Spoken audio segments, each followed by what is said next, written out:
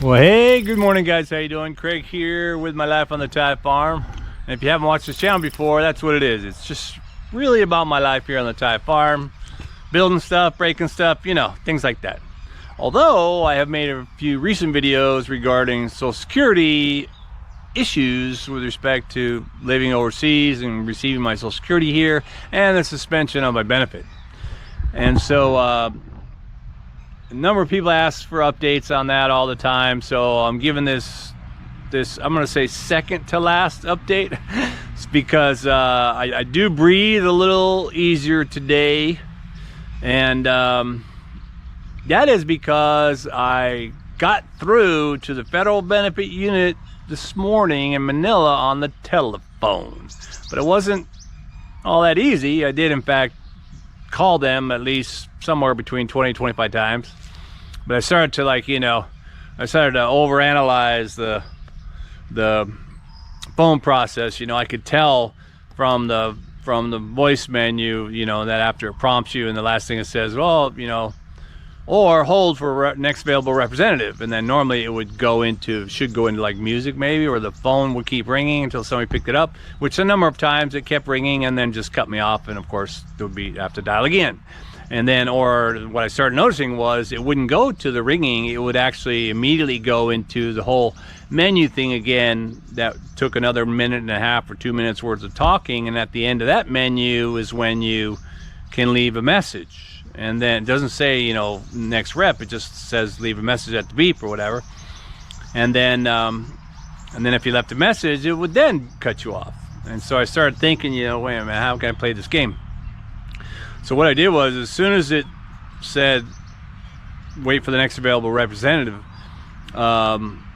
if it did not go into, if I waited like 5 seconds, if it was like dead air space and it didn't go into ringing a phone, I immediately hung up and dialed again, because it's really just wasting my time and my phone money, I guess, really.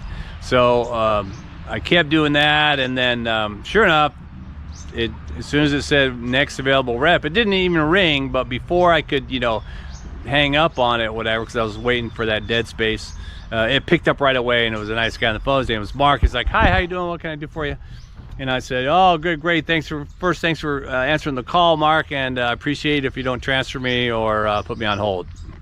And I go, because, you know, I really want to get it sorted. And of course, I am probably calling one of the many calls. I have had my benefits suspended in February. Here it is, March 3rd, another suspension. I'm still suspended, so I'd like to clear that up. He goes, okay, what's your Social Security number? And I gave him a Social Security number. He goes, okay, I see, yeah, you're suspended because you didn't send in the form. And I said, yeah, I figured that, although I do have my tracking that shows the form was received by you guys there at the U.S. Embassy in Manila on the 25th of February. And he said, yeah, it probably hasn't left the mailroom yet. at least he was honest. I go, yeah, I know, you probably got a million of them. He goes, oh, you wouldn't believe it. And he goes, but the good news is we are now authorized to perform the questionnaire over the phone, so I can lift your suspension immediately. And I thought, oh my gosh, that's great. And so he goes, okay, so I'm going to ask you the following questions, and then, you know, blah, blah, blah. And so he answers, you know, there's only 3 questions, but what's your Social Security number again? What's your address? Confirm the address hasn't changed. Answer the 3 questions or whatever. Okay, that's done. And the last question was just, do you swear, like, under penalty of perjury, everything is true and all that, which is actually probably in the box next to your signature on the form anyway.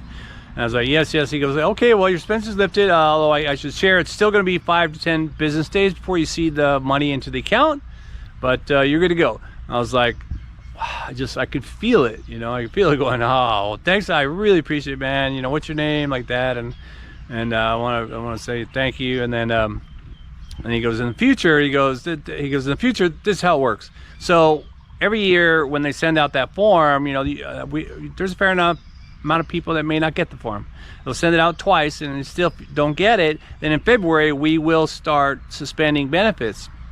He goes, so what you should do if you haven't sent a form or you haven't received a form is that in January, about the 3rd week of January, call us here at the Federal Benefit Unit. Just keep calling, and then and that way, if you reach us and we're able to inform you that your benefit was suspended, even though you didn't get a letter about suspension, then we can handle it over the phone and then get you unsuspended before your actually February payment is blocked or whatever, that kind of thing. So I thought, oh, that's good. And I recalled, one or two maybe of the, thousands of comments I got on those Social Security videos. There were a couple of people that made reference to that, something like you got to call them in January, or just keep calling until you talk to the person or whatever. And I even this morning, actually, one of the comments, I think it was from Jack, he had shared that he finally got through, like, today, and then they worked it out for him. I wasn't actually going to call today, because I had just yesterday, if you watched yesterday's work video about the house and stuff, I showed you that I did take delivery of my Social Security letter that said you were suspended, and I should fill out an appeal form, download that, and blah blah blah, which I didn't do. But what I did do is I got another copy of the form again, the 7162, and I actually went and EMS mailed that to Baltimore, the same address that was on that envelope I got yesterday, which is like the Social Security and the Center for Operations or something. But anyway, so I sent them the document as well, although that's probably in transit today, and so I'm already unsuspended.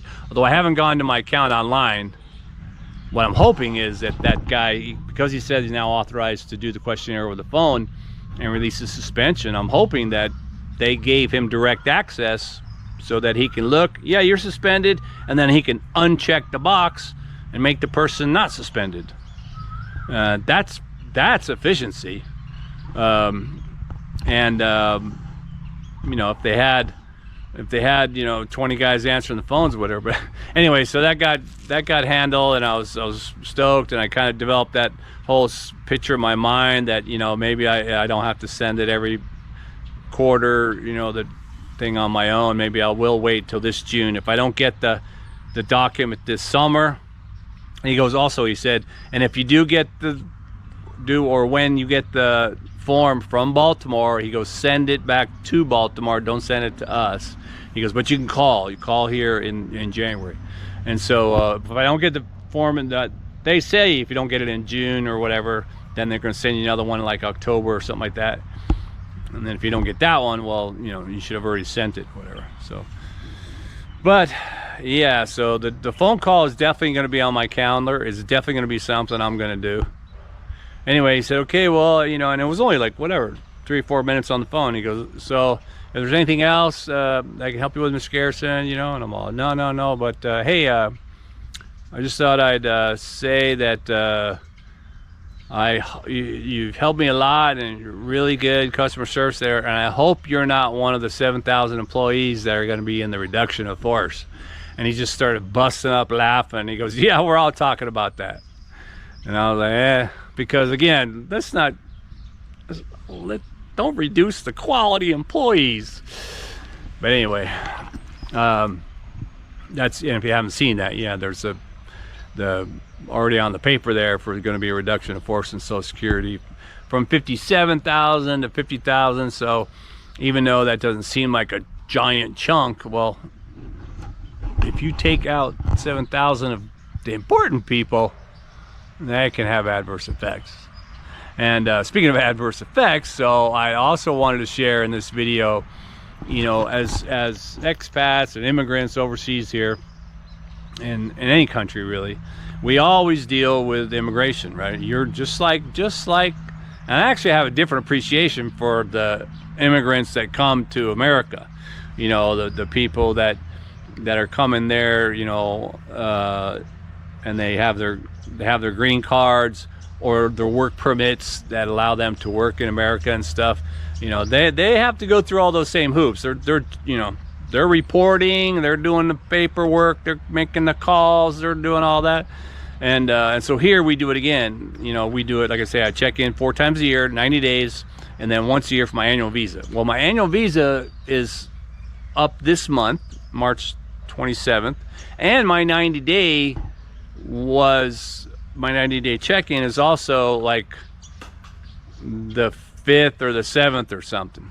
But what I can do, and what I did, was just combine them both, because with the 90 days you can go like 2 weeks before or 7 days after the date or whatever, and the same with your annual. You can go like up to a month before and then 7 days after or something like that. So anyway, I went to immigration yesterday and to get my annual visa and my 90-day check-in done. And on the 90-day check-in, they give you a white piece of paper, goes inside your passport, and they extend, like mine's till May 31st or whatever. So he gave me the 90-day, you know, like I already checked in, I don't have to check in again until 90 days. And then on the annual visa, he's like, dude, you know, you fucked up or whatever. And that's because I have to put in the bank 400,000 baht, which is, I don't know, what's that, 12,000 bucks or something. So you have a bank account that I keep separate from my actual bank account, or the daily bank account. So anyway, put that money in, you leave the 400 there, but you don't have to leave it in there all year. You can spend some of it or whatever, but at least 2 months prior to the annual visa application, it should be in there. For the other retirees that, I'm married, that's why it's only 400. For retirees that are not married, it's 800. Okay, and they need to have 800 in there at least 3 months before the annual application. And so the other day, when I did the video where I was in the pond, what was I doing? Oh yeah, I think for putting the blue in the water, not yesterday's blue, but the prior to one. And I walked in with the phone in my pocket, and so I drowned my phone and all that. And you know, I wound up having to, even though I stuck it in the rice overnight and stuff, I had to go to my phone guy, and he replaced the screen assembly so I could fix it. And that was 2,000 baht. That was like last week or whatever. And so, you know, while I was there at the counter going, yeah, like this, and looking at the phone, stuff like this, and I scanned the, you know, I pay everything by scanning it. So I scanned to pay, and actually the 2,000 came out of my retirement account, dropping it below 400,000. But then about an hour later or whatever, like, or maybe it does it instantly. It shows you the Bangkok bank, blah, blah, blah, like that. But I didn't look at that because I'm walking through the mall. And then I sat down to eat or something like that, and I looked at the message, and then it said like, oh shit. So I went to my regular account and transferred the 2,000 back. So it was, you know, same day transfer there or whatever. Transfer back to make it 400K. Well, anyway, that tripped up my annual visa. So he said because I didn't have 400,000 for the prior 2 months, I now had to go through some motions here. So what basically it means is that they gave you the 90-day check-in thing, and he's able to give me like a 60-day extension, just like a tourist visa basically. And so so I can get the 60 days worth of 400 back in there. And so, but that means also that the local cops or whatever, they'll come here and take pictures at the house of me and you know, them or whatever, and sign a paper like that, and then a letter from the local emperor or whatever says that I actually do live here. So I gotta go through those 2 hoops again and then go back there. But I think he said go back there, you know, this month before the 20th, because the 27th is when my 1-year annual visa expires. If I blew that off, I'd have to leave the country, which actually in some ways, like, I don't care. I can go to Laos for the weekend, or Cambodia or something, Vietnam. Hell, I can go back to Bali, go hang out, whatever. But anyway, yeah, so it's a little bit of a headache. My wife, of course, much to her dismay, threw a wrench in her plans. And I say her plans because she didn't quite share what she had her scheduled for. But anyway, that kind of made a few things hectic. But when I got into my chat, I got a chat group with some expats, you know, right away, one of the guys, he goes, dude, that just happened to me in January. Like, he just did it in January. He thought it was 3 months, or he thought it was 2 months, and it was actually supposed to be 3 months because he was on 800K, and so he has to go through the hoops again. And then another guy said he did it last month. Again, he thought it was the 2 months, and it was the 3 months. Those are the guys that are retired with 800K in the bank. So it happens, and I ain't worried about it. To me, it's you know, it's small pizzas.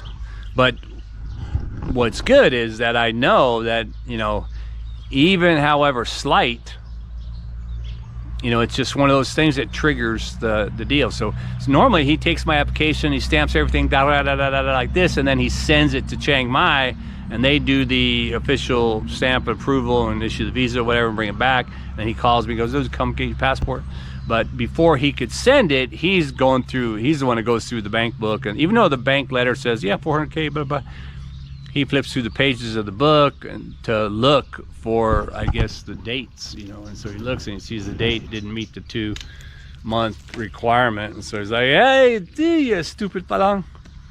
I was like, what? And actually, the guy next to me, the palang next to me, the Westerner, by the way, if you don't know what palang means, but his visa was expiring like this month or April or whatever. But he left the country without getting a, what do you call it again? Your re-entry permit. So if you're going to leave in the middle of your visa, you just simply, you know, it only takes them right away. They cost you whatever, 100 baht or something, I forget, 1,000 baht maybe. They give you the re-entry permit so you can travel within the yearly visa. So he didn't get the re-entry. He left, came back, and he actually came back also with a new passport because his other passport expired or whatever.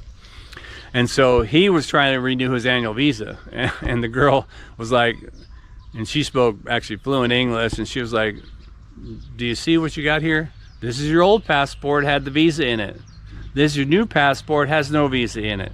And you left the country without the re-entry permit.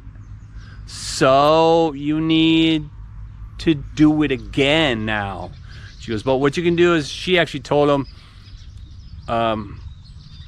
if you still have your retirement money in the bank, you know, you still have your 800,000 in the bank for that required period. She goes, just go to the bank, get the letter and stuff from the bank, come back here, and then, you know, they're gonna do basically the same thing for me. They'll give him a 60-day 60-day or 90-day extension or whatever. I know, 60-day extension maybe, then he has to come back for 30 days. But anyway, so he had to go through the hoops too. And he's like, is there anything you can do? Is there anything you can do like this? And his wife's sitting there going, and his wife and my wife probably looking at each other going, but hey man, that's part of the deal, living in another country. I could structure it differently. They do allow you to have monthly deposits. So if I had a bank letter that just showed 45,000 baht, is it 40,000? Might be 40,000 baht going into the bank every month for 12 months in a row, that would be the same as a letter saying that you have 400,000 in the bank for the last 2 months. But you know, they don't expect you to keep your money in the bank for the whole year, because whatever the instructions right there are that it says they want to see the money in the bank so that they know you have enough money to live on and stuff. So even guys with 800,000, you know, they feel like, dude, that's a lot of money, man. We're just gonna sit in the bank and do nothing, you know, collect maybe a little interest, if that. And so they get their visa, and as soon as their annual visa is issued, they go take the money out, and they use that money, 800,000. Maybe they can use that to actually make more money.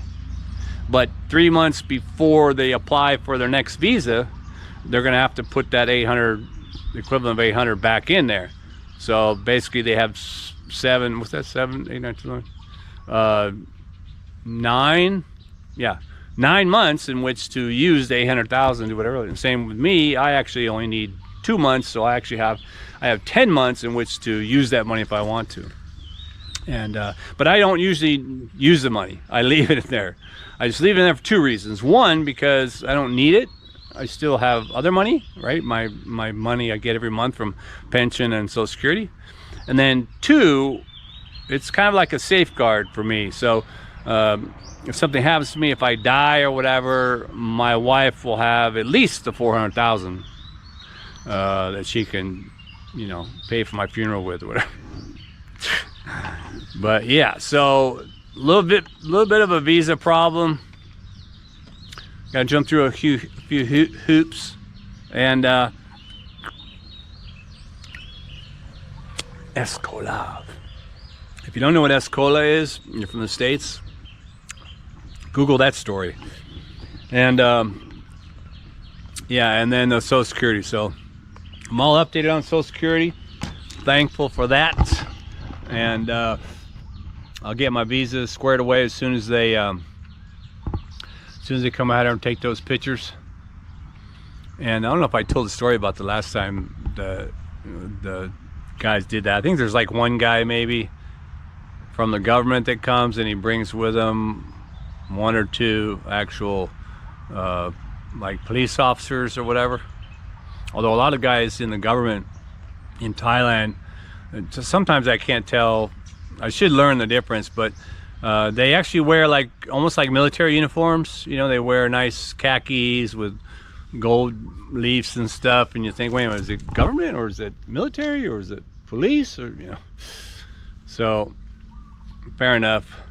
But those guys come out here, and one of them was cracking me up. But anyway, that's what it is today.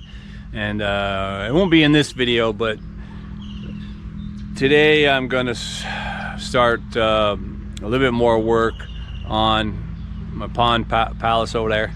But what I got to do first is I got to do some wood cut. One of the things I'm going to do is I got another tree broke back here, so another mango tree that actually has some dead rot on it. I'm going to be chopping that one down. And then if y'all remember when they cut down my eucalyptus trees in the front there, I drug them back here and just put them on the ground over here. And it's been a couple months now, but I wanted to let them get all dried out and stuff, which they are. So now that they're pretty much all dried out and stuff, I gotta chop them up into logs for my pizza oven. And maybe I'll have to bake something over there today. Burn it out. Anyway, that's what I got on my Social Security update. And I think Social Security is updating itself in real time as we speak. And, you know, so for those of you who are following this channel or otherwise following, you know, Social Security issues, then, you know, keep following them. I mean, I think there's plenty of people out there talking about them. Plenty of videos about Social Security. I think even though there's a lot of videos, the best thing you can really do to get updated information is either go to the Social Security admin, you know, ssa.gov website and look at updates or bulletins or whatever. And you know, and I suppose there are some news channels that have some value with respect to certain statements that are being made. But again, I would just capture the statement, put it in the search bar, hit search, and see what else is being said about that same statement. You know, there's still guys in the comments that they're commenting, you know, just ridiculous stuff, man. If you're gonna comment, you quit doing that. You know, Social Security, just come on, man. And anyway, so what else? That's about it. I guess I'm gonna get to work. And anyway, thanks for watching. And if you're one of the people that are trying to follow with my updates, I hope that updated you and you're there. And if you're still struggling, struggling to get your thing released or whatever, you know, maybe the other FBU federal benefit units abroad, like in Portugal or wherever you're at, maybe they too have a directive that says they can verbally approve it, authorize it over the phone, and release it. That'd be sweet. So I would just say keep trying to call. I think the one guy in the comments, was that, maybe that was Jack too, I think he said 75 phone calls or something like that. So it gets frustrating, but I think once it's done, and there might be a system that actually works better for people overseas. You know, a lot of people had the comments, oh, you should, you know, you have a US address. I don't have that. Oh, I got my sister doing it. I'm not using a family member's address. You know, what happens when we're really old? 80 years old, my family member's probably gonna be dead. So what do you do when you get really old and you don't have these connections in America? Even with the P.O. box, I talked about having your own private box and stuff. Well, what happens when the guy goes out of business? The business could close, or anything can happen, really. And then you'd be out. You know, you might even be out a whole batch of mail. I remember once, a long time ago, I had a P.O. box in America that I had for a long time, even like through my college and after a long, and even when I started traveling the world and working overseas, I still kept that box, and I had it for the longest time. And I would have my older brother go to the box every whatever month or this or that and go collect all the mail and stuff. And so when I would be traveling through and I'd come back to the States, and you know, for conferences or doing whatever, I would stop by, oh, what's up, bro? And I would get the mail from him, you know. So I had bought a truck one year when I was in America, and it was a new truck, but I wasn't living there. I just, you know, my other brother was selling trucks. Long story. But anyway, I gave that truck to my older brother and said, bro, you can have the truck, but you can make the payments now. At that time, it was like 120 bucks a month. But you got to get my mail, man. So yeah. So anyway, he had been collecting all the mail like for months and months, because I hadn't been there or whatever. Maybe even 8 months or something, I don't know. And he just would chuck it all in the truck, like in the floorboard probably. So he kept all the mail, and it was all in the truck. And then, you know, unbeknownst to me, he stopped making payments. Or he missed a couple, whatever. Then they repoed the truck, and when they repoed the truck, obviously they repoed all my mail. So I mean, I was probably like 27 or something, but I remember thinking, what? And he didn't, you know, he was like, he didn't worry about it. So he never got the truck back, and it wasn't really his truck. Probably couldn't get it back anyway. It still had my name on it. But then all my mail was gone. And I was looking for some key documents and stuff, and I was, God dang it. And then actually even went back to the post office, I think, I don't know if it was that year or whatever. And the day before I went back, because I hadn't been there for a while, and I didn't pay the annual fee, but usually I would go back and I would pay it when I would go back. And I got back, and the day before, they gave my P.O. box to somebody else. And I was, what? And they couldn't get it back. And so I no longer had that box, and you know, they tried to find some mail, but it was just like junk mail, you know, maybe thrown in a bin or something like that. So that was the end of my mailbox story. But it clued me into, like, you know, being abroad and having a P.O. box in America might not work for you, you know. That's why, you know, fair enough, my address of record for Social Security is here now, and so I shouldn't have a problem in getting mail. And I think I don't have a problem, really. It might be slower if you're talking about mail from the government, but fair enough, it's all right. I still have my bank in America, although maybe even that will change one day. You know, there's guys in the comments that do have Bangkok Bank, have their Social Security deposit being deposited in the New York branch of Bangkok Bank, but it's really a wholesale bank. They're not like customers walk-in bank, no. And but then they, you know, as soon as it gets there, it's in the account, so to speak. So you know, but yeah, the cost of business doing overseas, yeah. All right, man. Well, hey, once again, thanks for watching. Keep watching for more action as we get going here on my projects. All right, back at you.